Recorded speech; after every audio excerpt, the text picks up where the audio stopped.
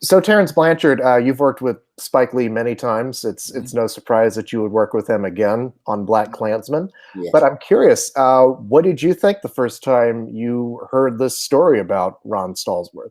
I couldn't believe it. I didn't think it was a real story, man. I kept thinking, wow, this is a great piece of fiction, Yeah. And then when Spike really made me realize that this was actually something that happened, my first thought was, well, has to be one of the most courageous people on the planet, a rookie cop with a high level of integrity who decided to, take on such a task was just an amazing thing. And then I got a chance to meet Ron, and he's an amazing individual.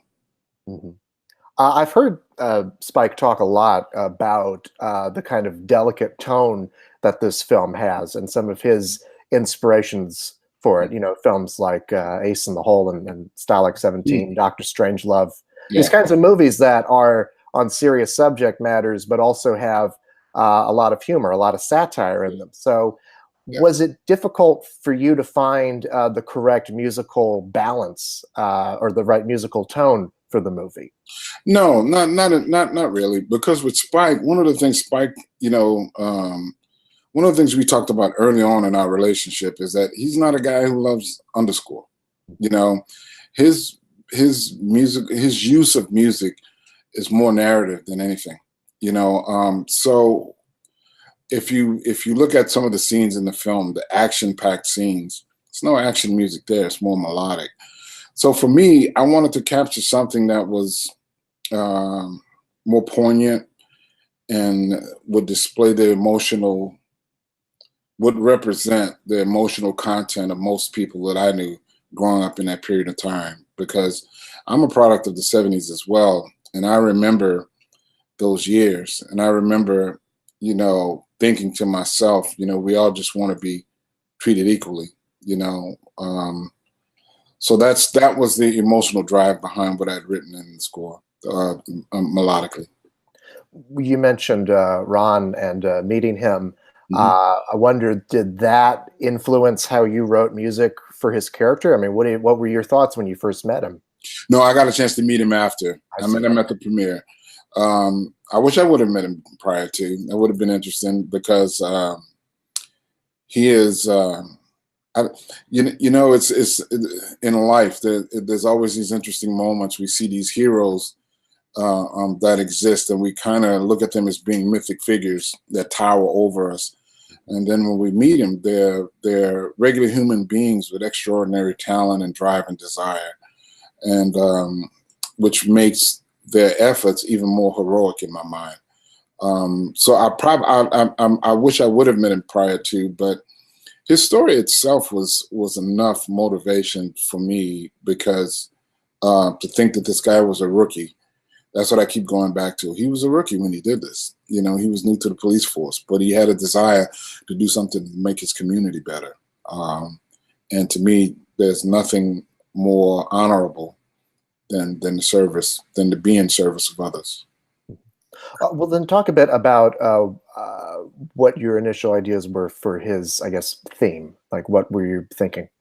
Well, it was two things. The first thing was I wanted to create something melodic that was going to be emotionally appropriate for the time, and actually would kind of do both things: be emotionally appropriate for the time, but be universal. That hopefully could be something that will withstand the test of time. But the other thing really was to capture the sound, and Spike had talked to me about initially he wanted an R&B band to be utilized in the score, and which was great for me because I have an electric band called the E Collective, and that's who's actually playing the score. But the main thing for me was the use of electric guitar. It's Charles Altura, who's the guitarist in the band, who's a great guitarist, who's featured on the score. I wanted to use electric guitar because for me, growing up in the 70s, I remember the first time, I didn't hear it live, but I heard a recording of Jimi Hendrix playing the national anthem.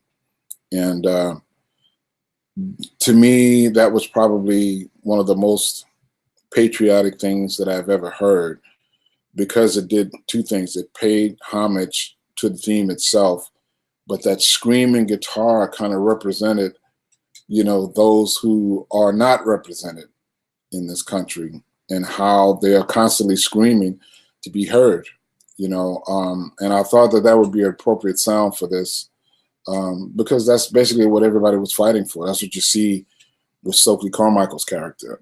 You see everybody trying to fight for equal justice and just to be treated as everyone else is treated in this country. And to that point, obviously this movie deals with racism in a really profound way. Mm-hmm. You have a lot of surprising musical moments, I think, in those scenes where you're dealing with, like, say, Alec Baldwin or the Klan. Can you talk about finding the appropriate tone for that? Well, the Alec Baldwin character, man, it's an interesting thing. First of all, he's such an amazing actor. His performance didn't need much from me.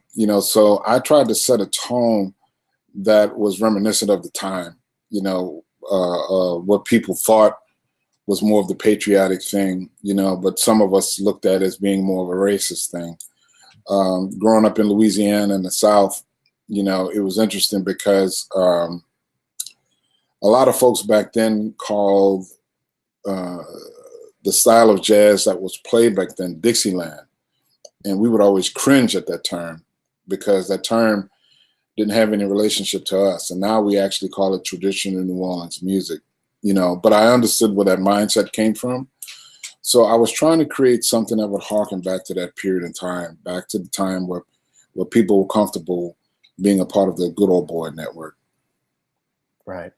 I think that, one of the things that's that leaves people kind of shook both times I've seen the movie, you honestly could hear a pin drop, is the ending.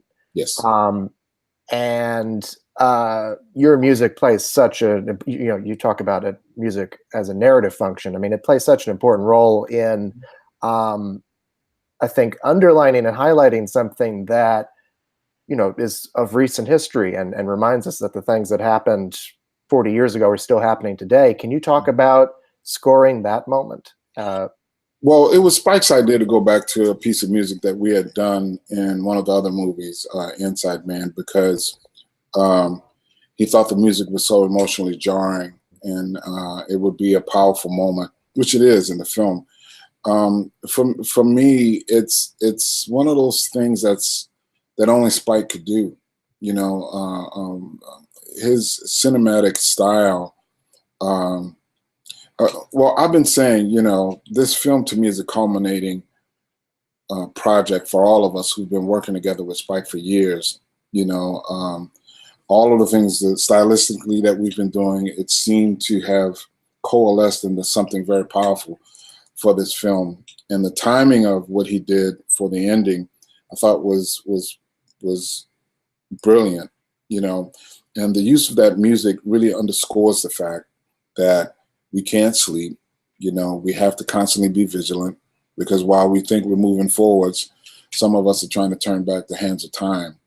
And it's an interesting moment because that piece of music is totally unrelated to the rest of the score and the story, but yet emotionally it drives the moment in which makes a connection to Ron's story.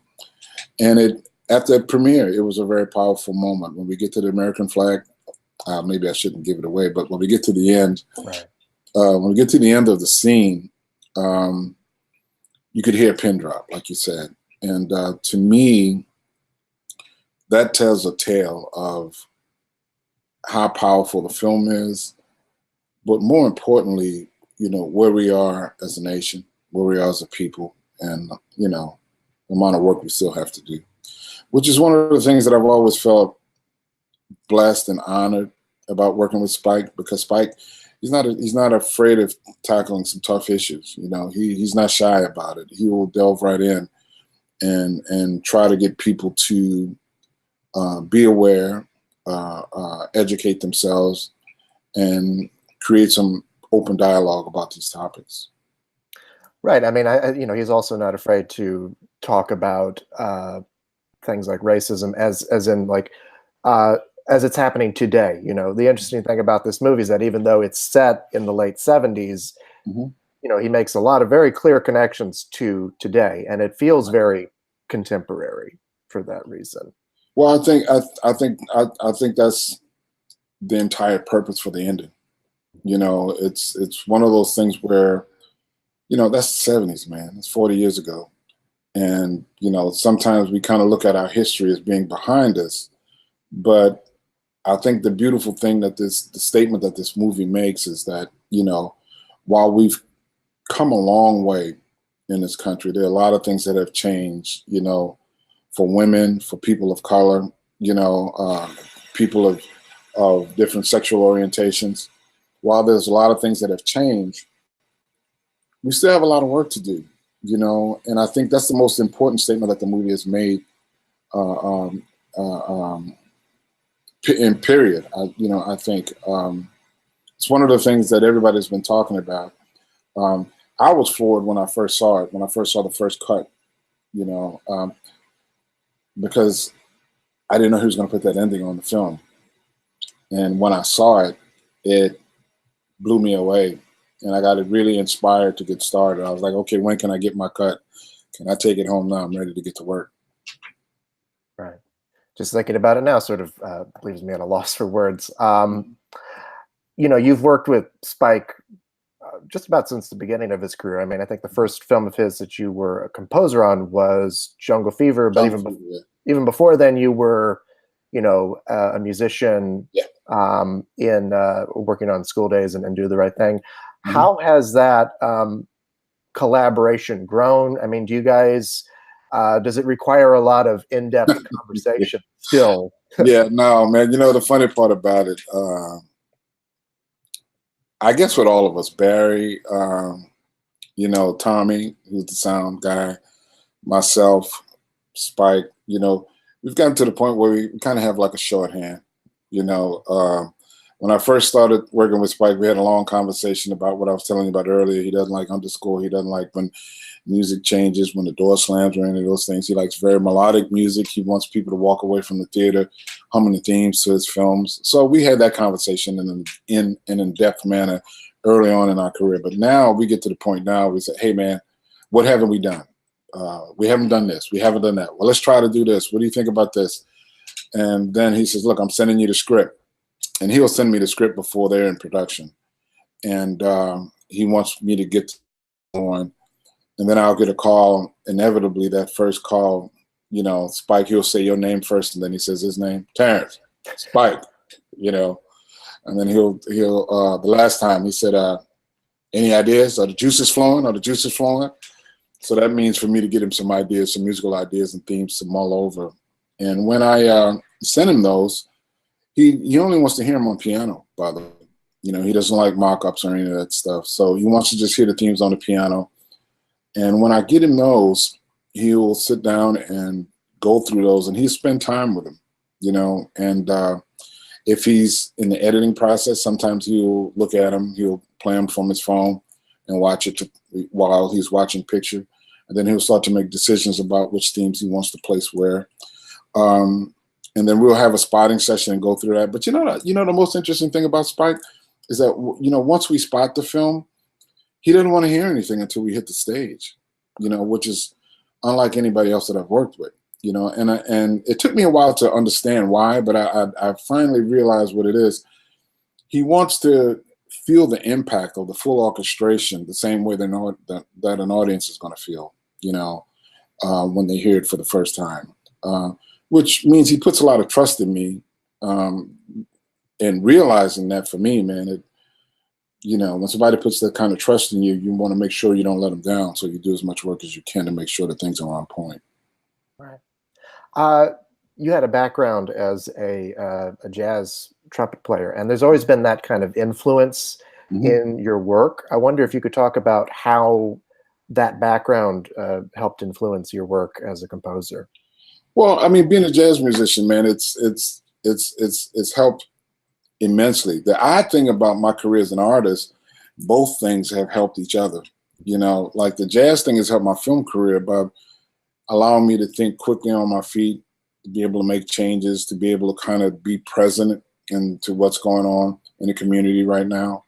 The film thing has actually helped my jazz career because it allowed me to explore with different sonic elements that I've been bringing to my performances, you know. So it's been an interesting ride, you know, having both careers, because, you know, I used to say that I was a jazz musician, but I can't just do that anymore. I'm a film composer and a jazz musician, and both of those things have been they occupy about an equal amount of my time. Mhm. Well, thank you so much for your time, and congratulations on the film. You've always been one of my favorite composers, so it was a real Thank you. pleasure talking with you. Thank you. Thank you, Zach. I really appreciate that, man. I really appreciate you giving me a chance to talk about this. It means a lot. We've had a lot of fun working together with Spike over the years, but this particular project was something a little different. You know, when we first started talking about it, he said, "This is going to be Malcolm X all over again." So everybody did 150%, man, to tell Ron's story. You know, and I'm very proud to be a part of it. Well, it's a very powerful film, and thank you so much for your time. Thank you, man. Thank you. Appreciate it.